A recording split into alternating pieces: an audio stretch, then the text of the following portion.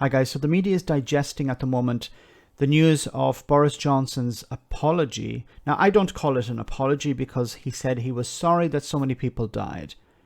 He didn't say that he was sorry that his government didn't act quickly enough, that he himself had made mistakes by saying, let's just take it on the chin, or it was perfectly safe to shake hands with people at the beginning of the pandemic, that he didn't follow the advice of SAGE, that he went into lockdown too late, came out too early, that billions were given to, 22 billion was given to test and trace that has disappeared, that he attacked the idea of another lockdown and then went into it 2 weeks later.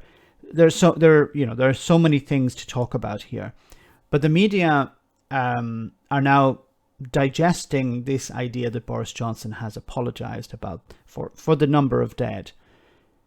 What I want to show you here is a report. So this is a Sky News report, and they've invited on Isabel Oakeshott.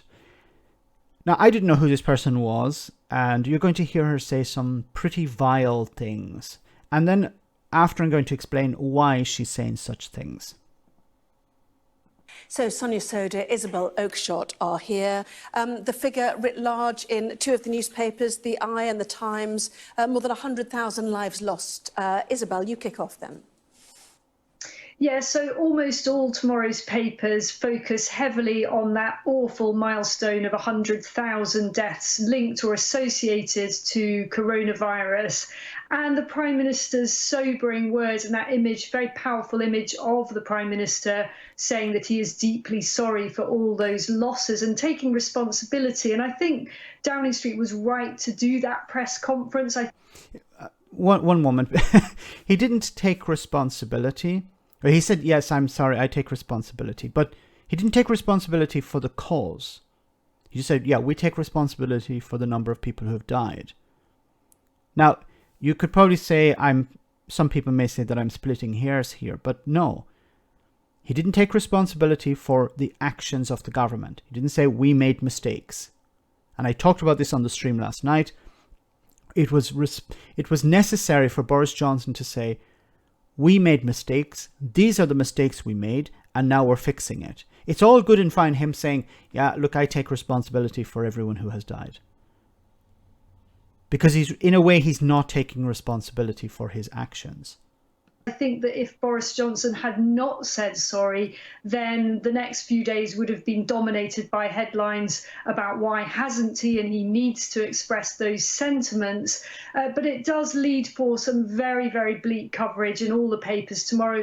And I am concerned that the reporting doesn't, a lot of it, give a lot of the perspective here in terms of the average age of those who have died, the fact that the vast majority of those who have sadly lost their lives did have comorbidities. So what you're hearing now is the anti-lockdown message. You know, the people who died were old people. They were overweight people. There were people who had, underlying health problems. So they were not really important.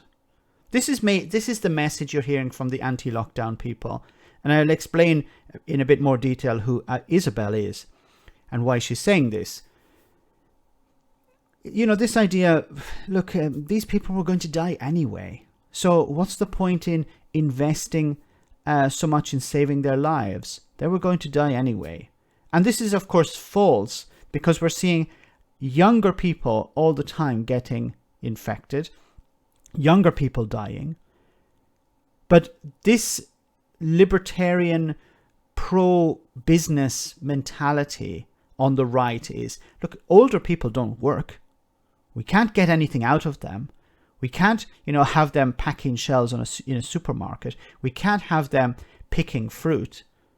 So they don't have any value in society. Remember, the right-wing value, their assessment of your value is what they can extract from you. And in many cases, generally very high number of those also had weight issues. That is not to say, of course, that they're not real tragedies, each and every one. This is very weaselly. What they do is they say, look, these people are useless, but it doesn't mean that it's not a tragedy. So what she's doing is she's covering her arse here. She's saying, look, these people, basically she's saying, these people were going to die anyway. Why did we bother to try and save them? But of course, it's, you know, it's a tragedy that they lost their lives. She doesn't give a crap about these people. But people perhaps should not be so terribly frightened by those figures as on the face of it, the stark figures suggest. Many of those people, unfortunately, would have passed away this winter anyway. Not at all of them. There are excess deaths here, of course. They would have died anyway, so what was the point in locking down the country? What was the point in doing anything? You know, these 100,000 people, well, you know, it was their fault. We've heard the same type of message from the Work and Pensions Minister, Secretary, saying, you know, these people were too old and too fat, basically. What was the point in trying to save their lives? And yet, even today, the head of NHS England, Sir Simon Stevens, said a quarter of hospital admissions are now for people under the age of 55, and half of inpatient critical care bed days relate to people under the age of 65. Obviously, the much older don't get into ICU, do they, because of survivability issues? But certainly, anecdotally at least, it does appear that younger people are becoming more seriously ill because of the variant, Sonia. But much of well done to Sky News here. Now, I wouldn't have invited on Isabel Oakeshott because she adds nothing to the conversation. What is the point in inviting her on this show? She's trying to undermine the science, you know. And thanks to Sky News for pointing this out. It's continually the younger generation is getting infected too. What Isabel was trying to promote is the idea that, you know, it's just old people. What are we locking down for? Now, you're probably wondering, okay, why are you attacking Isabel like this? She has her opinion. Maybe she has a motivation. Maybe she's a scientist. Maybe no, she's not. Let me show you. Isabel is a political editor for the Sunday Times. Now, she is, let me just go down here where it says a bit about her writing career. The Bad Boys of Brexit is an inside account of Leave.eu campaign during the run-up to the Brexit referendum, which she had ghostwritten for UKIP donor and Leave EU founder Aaron Banks. Oakeshott is a supporter of Brexit. She was in possession of details about Russia's cultivation and handling of banks. And he was in regular contact with Russian officials from 2015 to 2017, but publicly downplayed Russian involvement with him. And it goes on to say about her personal life. Oakeshott was married to Nigel Rosser. They have 3 children. In 2018, she separated from her husband and began a relationship with businessman and Brexit Party chairman Richard Tice. If you don't remember what Richard Tice looks like, here we have him. Richard Tice, of course, the Brexit Party have now renamed themselves Reform UK, and one of their main pillars, one of their main policies, is to end the lockdown. So you have this charlatan being interviewed by Sky News, promoting the idea that, you know, it's really just old people and fat people and people who are going to die anyway. So what's the point in doing all these lockdowns? What's the point in, you know, trying to save lives when, you know, it's just a waste? I think if you had gone on further to ask her more questions, she'd probably say something like, you know, we shouldn't have this lockdown in the first place. I would like to probe a bit further and see how deep, you know, we go down this rabbit hole with her. At what stage would she, I'm pretty sure if you asked enough questions, she'd probably say that there isn't really a pandemic at all.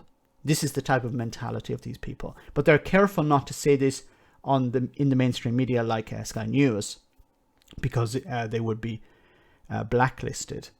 So instead they use this type of weaselly language like, you know, these people are going to die, but it's a tragedy. These people are very clever. They know the rules. They know what they can say. They know what they can't say. And they try to undermine the science or the main narrative whenever possible. Let me know in the comments section, guys, what you think. As always, your comments are greatly appreciated. Thanks a lot. I want to say a big thank you to all of my patrons. You ensure that this channel continues to exist. I'm eternally grateful for all of your support. If you join Patreon, you will receive instant access to our Discord server, where we have both audio and video chats. You can chat with me and other patrons, where we discuss important and non-important issues. Becoming a patron per month costs about the same as a large coffee, so why not check it out?